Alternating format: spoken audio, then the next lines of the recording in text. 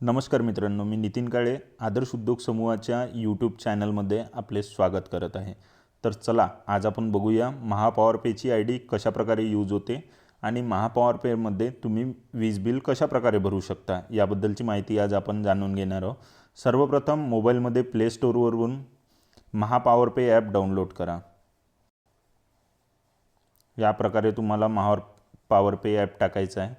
तुमच्याकडे याची जेव्हा आयडी राहील तेव्हाच तुम्ही या प्रकारे ॲप यूज करू शकता। तर आपण ॲपला ओपन करूया। ॲपला ओपन केल्यानंतर तुम्हाला तुमचा आयडी पासवर्ड टाकायचा आहे आणि गेट OTPवर क्लिक करायचं आहे। गेट OTP केल्यानंतर तुम्हाला OTP येणार, तो OTP तुम्हाला इथे टाकायचा आहे। महापॉवर पे ॲप ही मेन ॲडमिनपासून तुम्ही घेऊ शकता।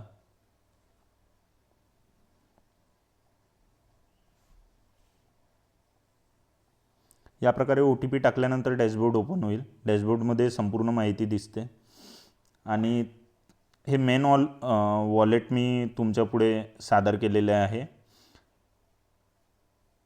आपण जे इतरांना आयडी देत असतो ती सब आयडी असते। सब आयडी म्हणजे तुम्ही स्वतःसुद्धा यूज करू शकता ती आयडी आणि ॲडमिनच्या अंडर ती सब आयडी असते।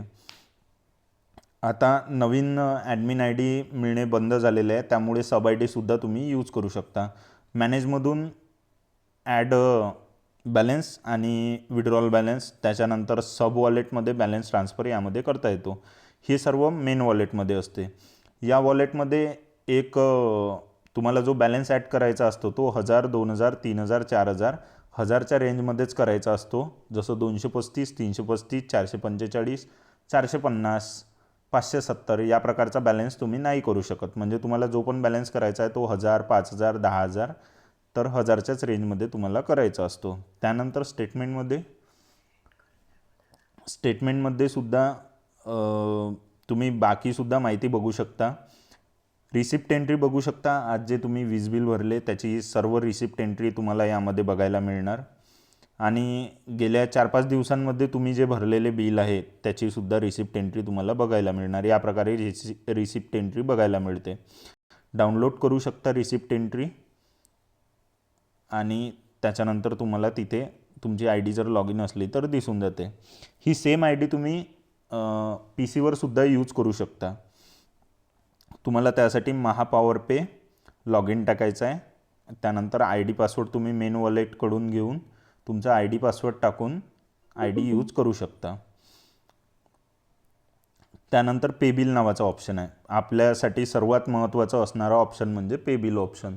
आपण जेव्हा त्यामध्ये बॅलन्स ॲड करतो तर आपल्याला बॅलन्स ॲड केल्यानंतर तो बॅलन्स कुठे यूज करायचा, तर आपण बॅलन्स यूज करू शकतो पे बिल ऑप्शनमध्ये। म्हणजे तुम्ही इथून भरू शकता इलेक्ट्रिसिटी बिल। तर तुम्हाला इथे टाकायचा आहे तुमचा कन्झ्युमर नंबर, त्यानंतर मोबाईल नंबर ऑलरेडी त्यामध्ये घेऊन घेणार आणि त्यानंतर अमाऊंटसुद्धा तिथे येणार। इरीज झालेले जे बिल असतात ते बिल महावितरणकडून जे अधिकारी असतात ते तुम्हाला कमी बिल करून देणार। तेच बिल तुम्हाला इथे एराज बिलमध्ये भरता येतात। आणि नेट बिल जे ऑप्शन आहे, नेट बिलमध्ये तुम्ही पूर्ण बिल भरू शकता। या प्रकारे तुम्ही जेव्हा वीज बिल भरता तेव्हा विदिन सेकंदमध्ये महावितरणला ते बिल पेड होऊन जाते आणि पावती आपल्याला इथे दिसते। तुम्ही प्रिंट काढून कस्टमरला देऊ शकता। या प्रकारे ही वीज बिलाची आयडी आहे। त्यानंतर तुम्ही इथून लॉग आउट करू शकता। प्रोफाईलमध्ये तुमची स्वतःची माहिती यामध्ये दिसणार।